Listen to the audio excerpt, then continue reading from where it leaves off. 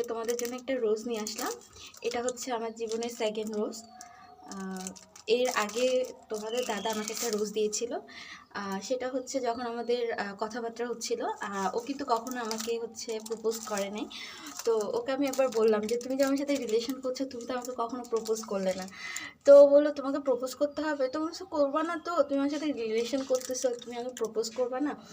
তো তখন আমার মনে আছে, তখন আমি টিউশন করতাম আজাদি অফিসের ওখানে। তোমরা যারা চারকি পাহাড় বা জামাল খান থাকো তারা তো জানবে আজাদি অফিস কোথায়। তা আমি ওখানে পিছনে হচ্ছে রাজাপুর লাইনে টিউশন করতে গিয়েছিলাম। তো সন্ধ্যার দিকেও আমাকে ফোন করে বলছিল যে তুমি কোথায়। আমি বলছি আমি তো টিউশনে যাচ্ছি। বলছে আচ্ছা দাঁড়াও আমি আসতেছি। তো ও তখন ওই গলিটার মধ্যে হাঁটা অবস্থায় আমাকে প্রপোজ করলো। আর ওটা ছিল এরকম একটা রোজ। আর বিয়ে হয়ে গেল আমাদের, এই হচ্ছে 3 বছর কন্টিনিউ করে 4 বছরে পড়লাম।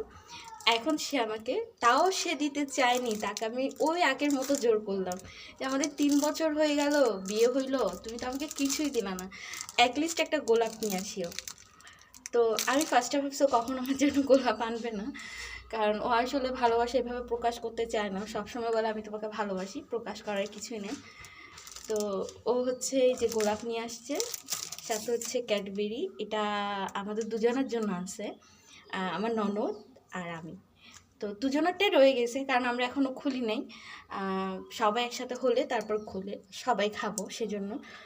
তো এতদিন পরে এটা শেয়ার করছি, কারণ হচ্ছে এতদিন অনেকটা ব্যস্ত ছিলাম।